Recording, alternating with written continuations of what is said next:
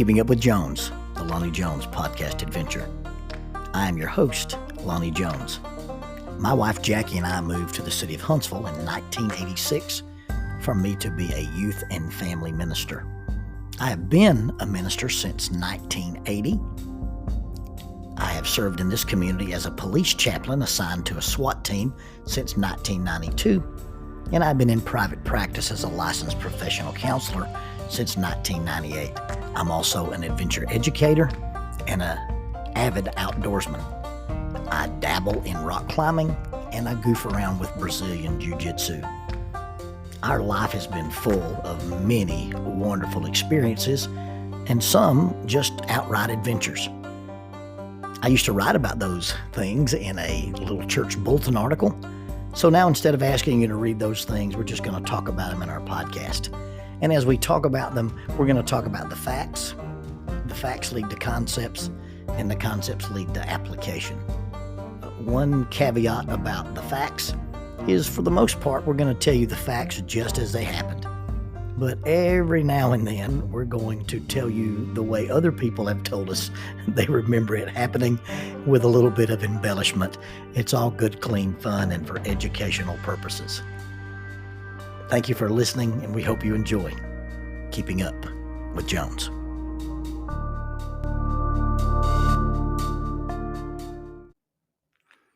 When I was a little boy, I attended the Faulkner University lectureships. Our preacher, Charles Box, took me and my brother down there.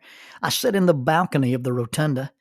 I hung my feet over the edge and propped my chin on the middle rail of the guardrail. This year, there will be the 80th annual Faulkner University lectureships, and they'll be addressing different aspects of what the New Testament teaches on grace. There will be 91 speakers from 10 different states, and there are also some special seminars. There'll be a campus ministry workshop, a digital ministry workshop, a homeschooling seminar. They will address some various aspects of sexual ethics. There'll also be a special athletics seminar called Pursuing the Imperishable, the Athlete's Focus in Christ, and this will feature two-time NBA champion Norris Cole. If you'd like more information or you'd like to register to attend this event, that is faulkner.edu/lectureship, faulkner.edu/lectureship. Faulkner University is a sponsor of Keeping Up with Jones, the Lonnie Jones podcast adventure. Blom, blom, blom. Do-do-do, do-do. Blom, blom, blom, blom, blom, blom, blom. The first time Arthur Guitar Boogie Smith's composition, Feudin' Banjos, now that's Feudin', F-U-E-D-I-N apostrophe, not feuding, but Feudin' Banjos like scuffling hillbillies. The first time that composition received wide-scale airing for the public was when Sheriff Andy Taylor played this little composition with the Darlings. In the video clip that I saw, it appears to feature two guitars, a banjo, a mandolin, and a string bass. The Darlings on the Andy Griffith Show were actually portrayed by a group of people called the Dillards, and they're an actual bluegrass group. We are so used to that song being played with a banjo and a guitar that we lose the idea that it was originally written and originally titled Feudin' Banjos and featured the composer playing a 4-string plectrum banjo offset or dueling with a guy named Ron Reno playing a 5-string banjo. Most people who aren't bluegrass fans or who aren't banjo aficionados only know the song from the movie Deliverance, and they associate banjo music with being so far out in the woods the Presbyterians are handling snakes. In the famous scene in the movie, you have a guy sitting on a porch swing, and he's got the banjo, and you've got one of the guys who are about to travel down the river, and he's got an acoustic guitar. Well, the scene featured a guy named Billy Redden, a local boy from Rabun, Georgia. And the director chose him based simply on his skinny frame, his large head, and his almond-shaped eyes, because he felt like this was a natural choice to play the part of an inbred from the backwoods. I'm not sure that Billy Redden should be complimented by this choice. But Billy Redden played the mentally challenged, inbred, but savant-level banjo player named Lonnie. Who knew? Billy Redden played Lonnie, but he did not play the banjo. A local musician named Mike Addis was brought in to depict the movement of the boy's left hand. Redden actually wore a special shirt that allowed the real banjo player to hide behind him. And the scene was shot with carefully chosen camera angles to conceal the player, whose arms were slipped in and around Redden's waist. Ironically, the hidden banjo player's hands are shown, and he's shown playing in what's known as the bar-fingered clawhammer style, while the banjo music heard on the soundtrack was actually played in the three-finger Earl Scruggs style using finger picks. Now, what led me down this musical rabbit hole? Well, I got to thinking about the concept of dueling, and I got to thinking about the concept of dueling or things that oppose each other or things that are dichotomous because of something that I heard retired coach Nick Saban say. Coach Saban was speaking to a group of people, and I was lucky enough to be in the audience. I was a guest of my brother Gerald Jones and his wife Missy. And Saban was talking, and he said being a collegiate player and an NFL draft pick boiled down to two words: and or but. He explained that when you talked about an athlete, you would use one of those two words, and they often played out like this. You're talking about this guy, and you say, hey, this guy's a great receiver. He practices hard. He works out. He knows his assignment every play. He's a natural athlete, and he goes to class. He makes good grades. He's selfless. He makes good choices. He has good morals. He's honest. Or you could be talking about the same guy, and the conversation goes like this. This guy's a great receiver. He practices hard. He works out. He knows his assignment every play, is a natural athlete, but he does not go to class. He may not graduate. He's in a lot of trouble. He makes bad choices off the field. You see, the difference between a draft pick and a guy whose football career ends in college is not really about talent. It boils down to and or but. And they got me thinking about the things that are mutually exclusive. They got me thinking about the things that are pairs or just duels that duel. The distinction between success and failure, the distinction between satisfaction and disappointment, the distinction between contentment or resentment, the difference in being fulfilled or being empty. And it really boils down to these pairs of words, and you get to choose how you use them or how people use them about you. Disciplined people learn to choose what they want most over what they want now. People who are good in relationships choose to put their loved ones' needs above their own rights. Those whom we trust, and if we are to become people who are trustworthy or people of trust, it's going to be the difference in being perceived as selfish or selfless. Saban also said that discipline was, do you simply have enough self-control to say yes to the things that you should and no to the things that you shouldn't? In order to be balanced people, we need to distinguish between all or nothing thinking. This is a common cognitive distortion where the concepts of ideal and unacceptable are divided by a razor-thin margin rather than a broad continuum. Example, if I didn't do everything right, I didn't do anything right. If everyone isn't happy, then no one is happy. There's a lot of room for accepting the fact that I can be or do my best and not necessarily be the best.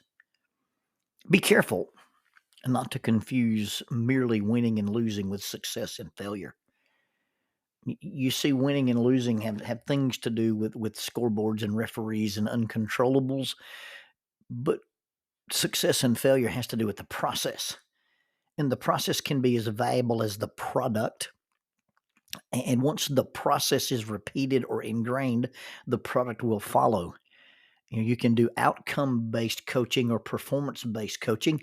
Outcomes focus on rings, trophies, and standings, and performance-based coaching focuses on improvements, and those improvements lead to rings, trophies, and standings and mastery. Dealing with adversity is a simple matter of seeing the things that we encounter as obstacles or opportunities. I talk a lot about intentional adversity, doing things that other people will not do so you can do the things that people cannot do. Leading other people boils down to having influence or wielding power. People who attend churches, especially people who are extremely conservative in their churches, they need to understand that we often have different traditions. And just because something makes one uncomfortable, it does not by default mean it is unscriptural. And just because something is legal doesn't mean it's right. Understanding the spirit of the law is better than manipulating the letter of the law. Knowing the difference in rules or being controlled or ruled by values.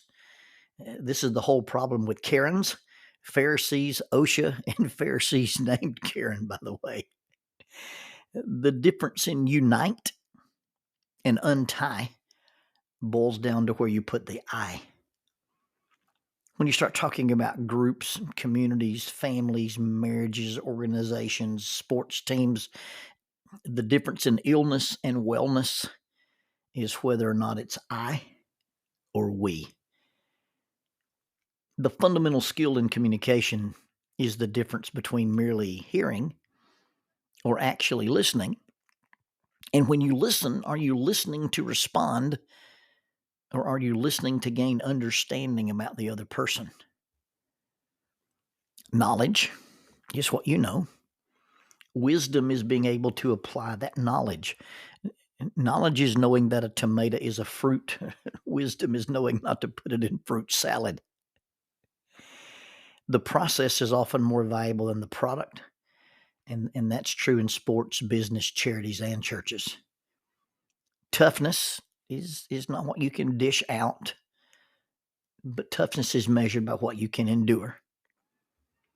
As a peacemaker or an initiator of good, it's important to distinguish between our motives. Did we do what we do or stop doing what we did or change what we changed because we were giving in, giving out, giving up?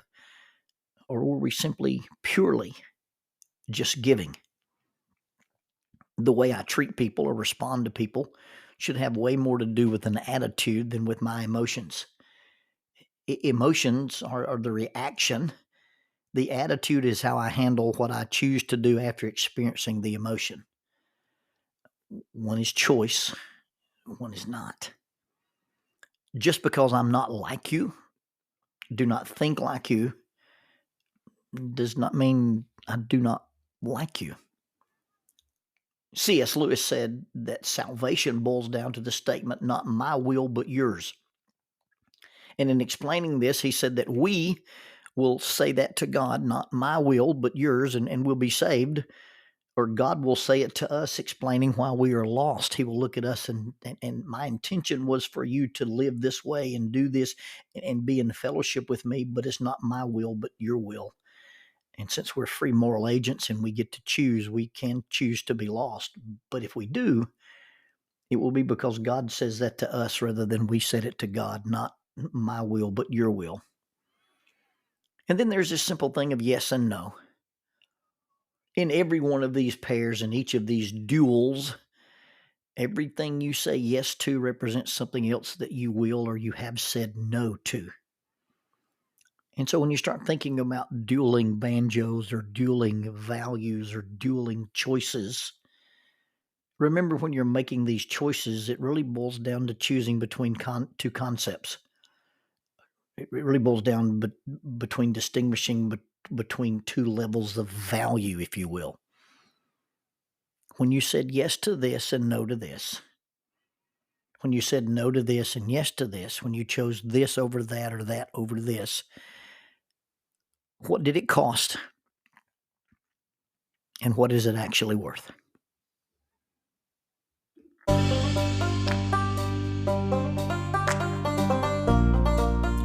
Using the tool of shortwave radio, World Christian Broadcasting literally covers the world every day with the gospel. They use 2 large curtain antennas. One is located in Anchor Point, Alaska, and the other in Madagascar. They send out messages that are recorded at their international home in Franklin, Tennessee. They make available 40 hours of broadcast every day. The broadcasts are made in English, Chinese, Russian, Spanish, Portuguese, Korean, English for Africa, and Arabic. They would love for your group to visit them.